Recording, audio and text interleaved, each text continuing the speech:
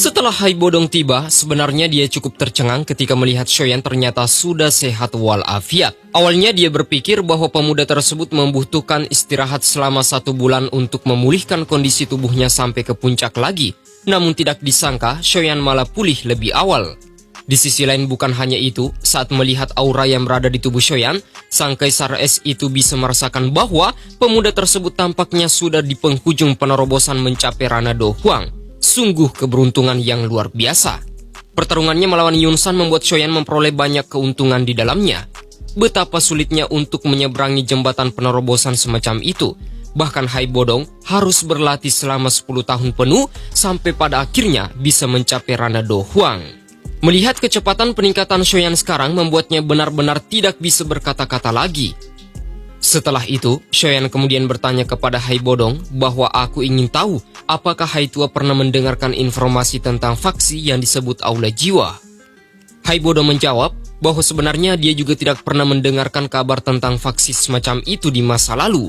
Namun dikarenakan ahli misterius itu telah muncul di Sekte Yulan kemarin, maka Hai Bodong telah mengumpulkan beberapa informasi tentangnya di saat Shoyan sedang sibuk memulihkan kondisi tubuhnya.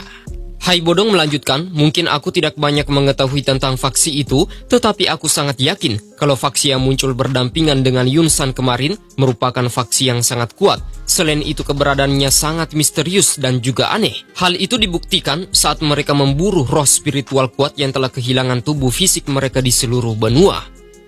Shoyan mengatakan, ayah serta guruku ada di tangan mereka. Terlebih lagi yang paling mereka incar adalah klan Shou milikku. Mungkin mereka akan mengirim beberapa orang kuat untuk menyerbu di masa depan. Hai Bodong berkata, Aula Jiwa merupakan faksi yang sangat misterius dan jarang orang yang tahu tentang keberadaan mereka. Mengingat kekuatan yang telah dia tunjukkan di Kekaisaran Jama di hari kemarin, tentu saja posisi kami jauh memenuhi persyaratan untuk berhubungan dengan mereka. Reputasi semacam itu tidak heran Sekte Yulan benar-benar dikendalikan oleh mereka. Di sisi lain kau harus tahu, Sekte Yulan hanya dianggap sebagai faksi kelas 2 bahkan di wilayah barat laut tempat kami berada. Di dalam pertemuan besar fraksi kuat bagian barat laut benua yang diadakan setiap 5 tahun sekali, Sekte Yulan hanya dianggap sebagai sekte yang tidak ada apa-apanya di mata mereka. Setidaknya ada 100 negara besar dan juga kecil di kawasan ini dan Kekaisaran Jama hanyalah salah satunya saja. Ada masih banyak faksi dengan kekuatan yang jauh lebih besar di dalam setiap kerajaan. Mendengarkan hal itu bagaimana mungkin Shoyan tidak kaget? Sebenarnya dia belum pernah mendengarkan kabar sedikit pun ternyata ada pertemuan besar semacam itu. Hai Bodong melanjutkan bahwa meski begitu, pertemuan besar fraksi ini tampaknya memiliki niat yang tidak baik. Beberapa dari kalangan mereka sangat berambisi untuk menyatukan semua faksi di wilayah barat laut hanya untuk mendapatkan posisi serta eksistensi tertinggi agar faksi mereka tidak terkalahkan dan tetap berada di posisi puncak kepemimpinan. Itu dulu, tapi aku belum tahu ambisi liar macam apa yang mereka rencanakan sekarang. Daerah barat laut ini terlalu luas dan banyak faksi kuat di dalamnya. Namun mereka semua tidak memiliki hubungan yang terlalu baik. Salah satunya adalah Sekte Yulan. Meskipun di masa lalu sekte itu hanya dinilai sebagai urutan kedua di wilayah barat laut ini, tetapi dengan adanya Yunsan yang memimpinnya selama bertahun-tahun, maka kekuatannya bisa dikatakan cukup meningkat pesat. Andai kata Sekte Yulan masih ada dan pertemuan besar diselenggarakan kembali, maka tidak banyak lagi faksi yang bisa menertawakannya. Namun malangnya, sekte yang terkenal kuat di Kekaisaran Jama itu malah dihancurkan olehmu teman kecil. Wajah Shoyan semakin kaget saat mendengarkan perkataan Hai Bodong. Tidak disangka yang terkenal di Kekaisaran Jama hanyalah memiliki posisi yang biasa-biasa saja dalam pandangan seluruh kekuatan yang berada di wilayah barat laut. Hai Bodong kembali melanjutkan bahwa faksi peringkat pertama yang berada di wilayah barat laut adalah klan Mo yang berasal dari anggota Sky Serpent Mansion. Mereka adalah faksi yang sangat terkenal yang kekuatannya jauh melampaui Sekte Yulan.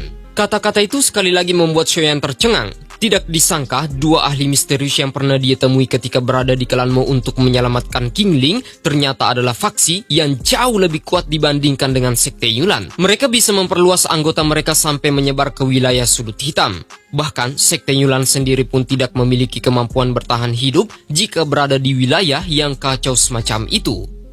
Hai Bodong melanjutkan, namun dikarenakan Sekte Yulan telah dilenyapkan di Kekaisaran Jama, maka kau harus melindungi klan Shou milikmu dengan seluruh kekuatan yang kau miliki.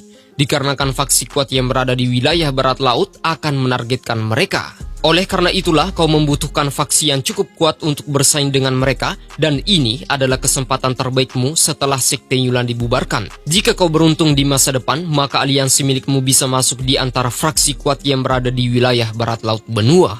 Dengan begitu Aula Jiwa tidak akan bertindak ceroboh untuk menyerang dan membunuh anggota klan Shou milikmu seperti di masa lalu.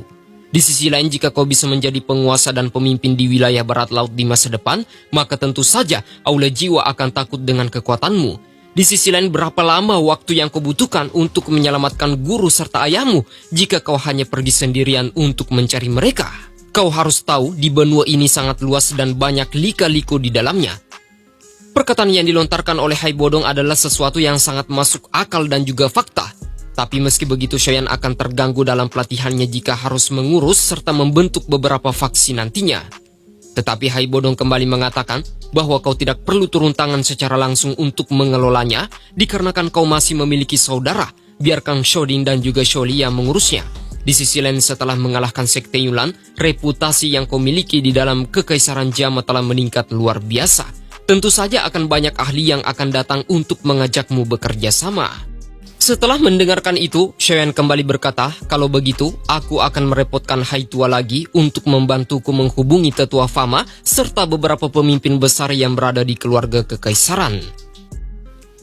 Singkat cerita, setelah semuanya dibicarakan, maka terlebih dahulu Shoyan harus memulihkan luka-luka yang berada di tubuhnya secara totalitas sebelum menuju ke perubahan yang akan menjemputnya di masa depan. Selama waktu memulihkan kondisi tubuhnya, sekte Yulan juga akhirnya benar-benar dikosongkan. Murid-murid dari mereka telah pergi dan seluruh tetua dibubarkan. Reputasi dari sekte Yulan di kekaisaran Jama benar-benar menghilang.